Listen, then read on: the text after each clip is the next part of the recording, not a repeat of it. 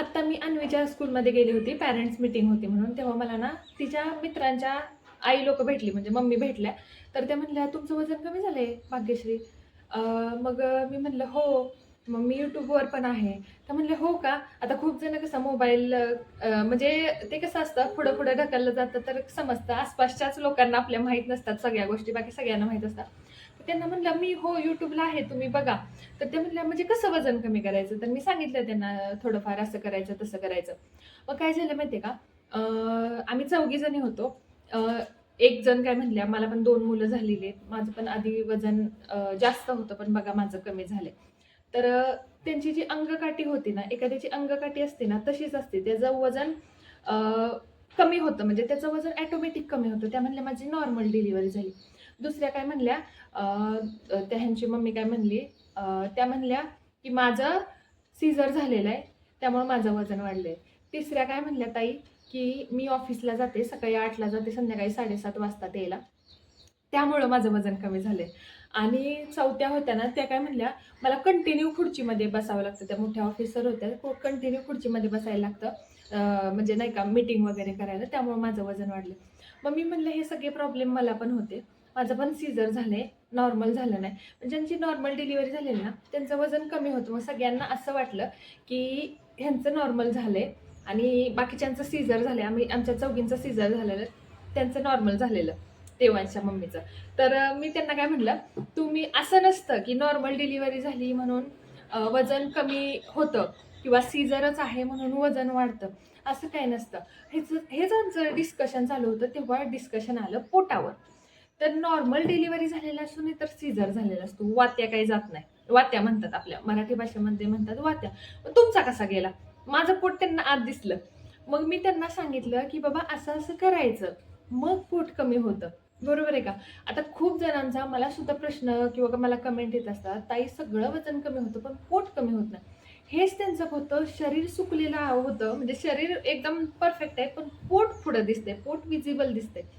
मग पोटाची चरबी महत्त्वाची कमी होण्यासाठी मी त्यांना सगळ्या गोष्टी सांगून त्यांना मी सकाळपासून तुम्ही काय खाता वगैरे सांगितलं आणि मी काय खाते ते सांगितलं. ह्याच्यावरून मी पण तुम्हाला आज सांगते, की खूप जणांच्या माइंडमध्ये असं असतं, की नॉर्मल डिलिव्हरी झालेल्यांचं वजन पटकन कमी होतं, सीझरवाल्याचं वजन कमी होत नाही. ज्याला कंटिन्यू खुर्चीत बसायला लागतं त्याचं वजन जास्त होतं. जे ऑफिसला जातात त्यांना खुर्चीत बसायला लागतं, त्यांचं ऑफिस हां. आणि एक ताई होत्या स्ट्रेस होतं. स्ट्रेस म्हणजे कशाचा येतो? त्यांना बाकीचा मानसिक त्रास नाहीये, की मी बाबा दिवसभर ऑफिसला जाते. माझं पोरगं, त्यांचा मुलगा डे केअरमध्ये असतो आणि त्यांना ना ते मनाला त्रास होत राहतो. आता तुम्ही काही जणी कमेंट कराल, की मग नोकरी करण्याची काय गरज आहे? प्रत्येकाचा नोकरी माणूस करत असतं, म्हणजे एकतर मुख्य उद्देश असतो, आई-वडिलांनी आपल्याला शिकवलेलं असतं आणि आपण आपलं करिअर करत असतो, हे पण असतो. त्यातली त्यात आपल्या मुलाचा पण प्रॉब्लेम असू शकतो, पण दुसरा उद्देश असतो, एवढं शिकून आपण मोठा ऑफिसर झालोय, बरोबर आहे? त्याचं चीज झालं पाहिजे. तिसरा उद्देश असा असतो, आर्थिक परिस्थिती. म्हणून पण लेडीज नोकऱ्या करतात. कारण खूप अशा कमेंट येतात, "मग काय हिला नोकरीची गरज आहे?" पण ज्याचं त्याचं काहीतरी कारण असतं. माणूस स्वतःच्या मुलाला घरात ठेवून उगाचच जात नसतं बाहेर आणि जे करत असतं ते त्याच्या मुलासाठीच करत असतं, बरोबर आहे की नाही? त्या आईला पण स्ट्रेस येत असतो, बाबा मी माझं मूल डे केअरला ठेवलंय, ते दिवसभर रडत असेल का? किंवा त्याला दिलेली त्यानं अर्धी चपाती खाल्ली असेल का? एकच चपाती खाल्ली असेल का त्यानं? किंवा त्यानं खाल्लंच नसेल का? त्याला कोणी मारलं तर नसेल, त्याला कोणी काही बोललं तर नसेल, त्याला बाकीची पोरं मारणार तर नाहीत, तो असा आहे, तो शांत आहे, जास्त बोलत असला तरी टेन्शन, कमी बोलत असला तरी टेन्शन, मारामाऱ्याचं टेन्शन, किती टेन्शन येतं हे एका आईलाच माहीत असतं. एका आईला, वडील जे कुणी बाळाला सांभाळतं त्याला माहीत असतं आणि या मुळे सुद्धा वजन वाढतं. त्या ताई म्हणल्या, "मला स्ट्रेस येतो खूप." मी म्हणलं, "मी पण या स्ट्रेसमधून गेलेली आहे. माझी मुलगी माझ्या डोळ्यासमोर होती तरी मी स्ट्रेसमधून गेलेली आहे. तरी त्यातून मी वजन कमी केलं आणि सगळ्यात महत्त्वाचं म्हणजे पोटाची चरबी माझी कमी झाली." माझं पण सी सेक्शन आहे. माझंही सीझर आणि माझं पोट आणि माझं वजन किती मोठं होतंय तुम्हाला स्क्रीनवर 2-3 फोटो मी शेअर केलेले आहेत. ह्या ड्रेसवरचा फोटोसुद्धा मी शेअर केलेला आहे, की हा ड्रेस मला आधी कसा बसायचा आणि आता कसा बसतो. तर नमस्कार मंडळी, मी भाग्यश्री स्वागत करते तुमचं आपल्या मॉम्स किचन जॉय या यूट्यूब चॅनलवर. आज थोडंसं सुरुवातीला जास्त बोलणं झालं, पण मी तुम्हाला आज पोट कमी करण्यासाठी महत्त्वाच्या 5 टिप्स सांगणार आहे. आता पोट कमी करायचंय, पोटाची चरबी कमी करायची, याचा अर्थ फक्त पोटावरच कॉन्सन्ट्रेट करून चालत नाही. बरोबर आहे की नाही?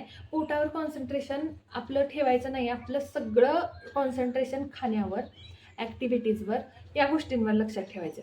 आता सगळ्यात महत्त्वाची पहिली टीप आहे, जे की बाकीच्या बायकांवरून मी तुम्हाला सांगते. स्ट्रेस. स्ट्रेस अजिबात घ्यायचा नाही. अशा प्रकारचा स्ट्रेस असू शकतो. स्ट्रेसवर सोल्युशन नसतं. ज्या गोष्टीवर सोल्युशन नाही, काय करू शकतो आपण?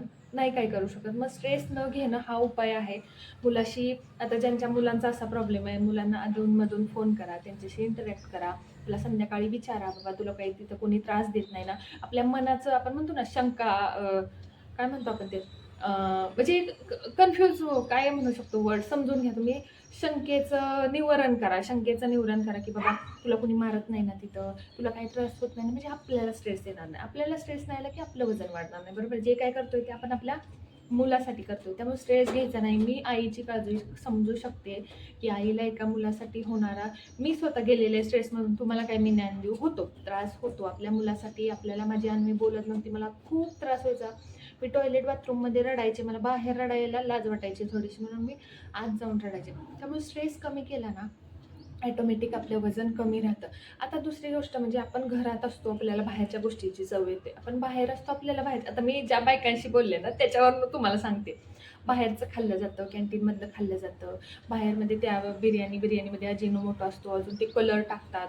आता तर आपल्या तुकाराम मुंडे सरांनी सगळं बाहेर काढायला सुरुवात केली. बघितलं तुम्ही काय काय काय काय असतं बिस्किटामध्ये. न्यूजला सुद्धा आलेलं की 50 मीटरच्या एरियामध्ये फास्ट फूड नाही पाहिजे. का असे लोक का सांगतायत? कारण की फास्ट फूड शरीराला चांगलं नसतं. त्यामुळे मैद्याचं, तळलेलं, बाहेरचं, बेकरीचं जास्त खायचंच नाही. खायचं कधीतरी खायचं. तोंडाची चव आपल्याला तोंडाला येते. बरोबर आहे. ॲटोमॅटिक पोट आत जातं. पोटामध्ये आपल्या गॅसेस होत नाही. ॲटोमॅटिक आपलं पोट हळूहळू कमी व्हायला लागतं बाहेरचं सोडलं की. तिसरी गोष्ट आहे ती म्हणजे प्रोटीन. प्रोटीन जेवढं तुम्ही घ्याल शरीराला, ते प्रोटीन पचवण्यासाठी फॅट जळलं जातं. आणि तुम्हाला जर वाटत असेल ना, तर तुमचं शरीरातलं सगळं फॅट संपलं असेल, तर चरबी वापरली जाते आपल्या पोटाची. सगळ्यात शेवटी वजन कमी होतं ते म्हणजे पोटाचं. तुमचं शरीर सगळं जरी कमी झाल्यानंतर पोटाची चरबी सगळ्यात शेवटी कमी होते. त्यामुळे तुम्ही करताना जर या गोष्टी केल्या ना, तर तुमच्या पोटाच्या चरबीवर पण परिणाम होतो. प्रोटीन म्हणजे आपण प्रोटीन पचवण्यासाठी पोटाची चरबी म्हणजे प्रोटीन पचवण्यासाठी आपलं फॅट जाळलं जातं.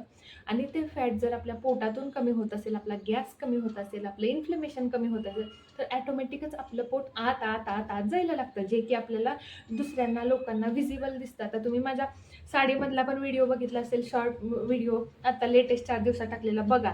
मी आधी कशी, जो ब्लाऊज मला बसत नव्हता तो ब्लाऊज मला बसायला लागला. बरोबर आहे. त्यामुळे प्रोटीन घेणं खूप महत्त्वाचं आहे. असं नाही की प्रोटीन घेतले मग बाकीचे कार्ब्स, फायबर्स, बाकीचं काहीच खायचं ना, नाही.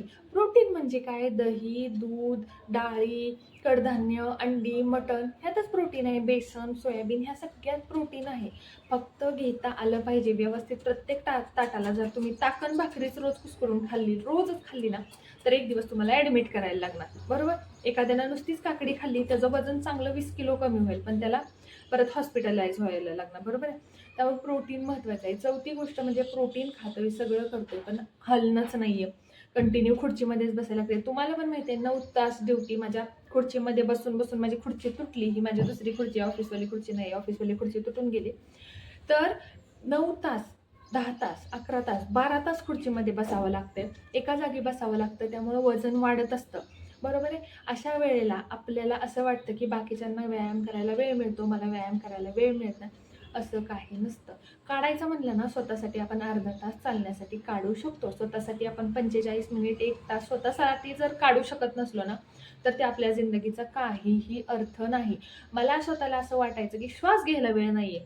मी 3 तास चालून दाखवू शकते तुम्हाला. मला तुम्ही चालायला लावा, मला कॉम्पिटिशनमध्ये उतरवा, मी 3 तास कंटिन्यू चालू शकते. कारण मी माझ्या शरीराला सवय लावली.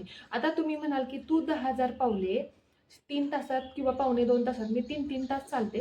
आता माझे 2 तासात कंप्लीट होतात. पण जेव्हा स्टार्ट केलेलं ना, तेव्हा मी 3-3 तास चालायचे. मी झोप कमी घ्यायचे. ॲक्च्युली माझी नाईट शिफ्ट असल्यामुळे मला अन्वी स्कूलला जाईल ना, त्याच वेळा चालून घ्यावं लागायचं. त्यामुळं हां, आता तुम्ही म्हणाल की झोप तर चांगली घ्यायची असते, बरोबर. झोप शांत घ्यायची असते, विदाऊट डिस्टर्बन्स घ्यायची असते. आधीमध्ये झोपल्यावर उठायचं नसतं. म्हणजे रात्रीच्या 9ला झोपले, परत 12ला वॉशरूमला उठायचं, 2ला उठायचं, पहाटे 5ला उठायचं. ही असली झोप कामाची नाही. 12ला का झोपणार? रात्री 12ला झोपलं, सकाळी 6लाच उठलं पाहिजे. डायरेक्ट आधीमध्ये अजिबात डिस्टर्बन्स नाही पाहिजे. ही चौथी गोष्ट आहे. आणि पाचवी आणि सगळ्यात महत्त्वाची गोष्ट सांगू का तुम्हाला? तुमच्या ताटात जे काही येतंय ना, हे तुम्ही फॉलो करून बघा 21 दिवसासाठी. तुमच्या ताटात जे काही येतंय ना, तुम्ही त्याला ना नावं ठेवू नका. हं? मला आज हे मुळ्याचीच भाजी का केली, टोमॅटोची चटणी का केली, सोयाबीनच का केले, बेसनच का केले, असंच का केलंय, तोंड वाकडं-तिकडं करून खायचं, ते पोटाला अंगाला लागत नाही. आपल्याला आई-बाप पण सांगतात. लहानपणापासून आपल्याला आई-बाप सांगतात, आई-वडील सांगतात. काय सांगतात? आई-बाप ह्या शब्दावरून कमेंट करू नका. मी साताऱ्याची, आमच्या तोंडात अशी भाषेमध्ये असे शब्द निघतात, मनामध्ये काय वाईट नसतं बरं का. आई-वडील आपल्याला लहानपणापासून, कारण कशी माझी भाषा जास्त कोवळी नाही आहे, तुम्हाला माझ्या भाषेवरून कळत असतं, पण माझ्या मनात काही नसतं बरं का. आपल्याकडे जसं आपल्याला आई-वडील सांगत असतात, काय सांगत असतात, की बाबा खायचंय तर नीट खा, तना करून खाऊ नको, चिडत खाऊ नको, भांडून खाऊ नको, बरोबर आहे. आपण खाताना आपल्याला तिसरा विचार आला तरी आपल्याला ठसका येतो, इतका त्या खाण्यावर परिणाम होतो. आपण जर वाकड्या तोंडानं ते कसं तरी खाल्लं तर ते आपल्याला पचत नाही. त्यामुळं आले ना ताटात, ते शांत चावून चावून खा. दिलेल्या ताटावर प्रेम करायला शिका. तुम्ही त्याच्यावर नाही प्रेम करणार ना, तर त्याचं फॅटच होणार. तुम्ही जर त्याला हे कसली हे असलं तसलं करून जर खाल्लं ना, तर त्याचं रूपांतर फॅटमध्ये होणार. बरोबर आहे. म्हणजे आपण दुसऱ्याला देतोय काय, आपल्या तोंडातून वाणी काय येते, म्हणजे वाणी आणि विचार आपले स्वच्छ असले पाहिजेत. बरोबर आहे. वाणीचं घेऊ नका. तुम्ही म्हणाला तर तुझ्या तोंडात असं तसं, माझी ती भाषा आहे, सातारची अशीच भाषा आहे, त्याला मी काही करू शकत नाही. आमच्याकडे अशीच भाषा बोलली जाते बरं का. बाकी ह्या गोष्टी तुम्ही 5 गोष्टी फॉलो करून बघा. तुम्ही फक्त 5 गोष्टी या फॉलो करून बघा. तुम्हाला महिन्याभरात तुमच्या पोटामध्ये फरक जाणवेल. एक पट्टी आणा, आपण जे टेलर वापरतात ते पट्टी आणा. पट्टीनं आज पोट मोजा. पोट मोजल्यानंतर हे तुम्ही महिनाभर 21 दिवस फॉलो करून बघा. मी 21 दिवस का कंटिन्यू म्हणते, एखादी गोष्ट जर आपण 21 दिवस कंटिन्यू केली तर काय होतं सांगू का? आपल्या शरीराला सवय लागते आणि ती सवय लागल्यामुळे 22व्या दिवशी आपण ती गोष्ट नाही ना केली तर आपल्याला चैन लागत नाही. त्यामुळं तुम्ही ह्या गोष्टी फॉलो करून बघा. महिन्याभरात तुम्हाला वजनामध्ये फरक जाणवेल. आणि सगळ्यात महत्त्वाचं, तुम्हाला चहावर सगळ्या कमेंट येतात त्या चहावर येतात. चहा, ताई चहा सुटत नाही. ठीक आहे, ह्या गोष्टी करा आणि चहा पिऊन बघा. आणि ह्या गोष्टी करा आणि न चहा पिऊन बघा. अशा वेगवेगळ्या लोकांनी कमेंट करा की मी चहा सोडणार आहे, ह्या गोष्टी फॉलो करणार आहे, किंवा मी चहा पिणार आहे आणि ह्या गोष्टी फॉलो करणार आहे. आपण पण बघूया नक्की काय कुणामध्ये किती फरक होतोय. बरोबर आहे. आजच तुम्ही कमेंट करा काय करणार आहे, आणि 30 दिवसांनी याच व्हिडिओला येऊन हा व्हिडिओ डाउनलोड करून ठेवा आणि याच व्हिडिओला येऊन कमेंट करा. बघू आपल्याला काय, म्हणजे हे आपण एक सायंटिफिक कारण शोधू शकतो ॲक्च्युली खरं काय होतंय ते. कारण मी सोडला म्हणजे तुम्ही सोडावा असं नाही, किंवा मी सोडलाय तुम्हाला जमेलच असं नाही. बरोबर आहे. बाकी व्हिडिओ कसा वाटला कमेंट करून नक्की सांगा, आणि व्हिडिओ आवडला असेल तर आपल्या चॅनलला नक्की सबस्क्राईब करा. थँक्यू. Bye bye.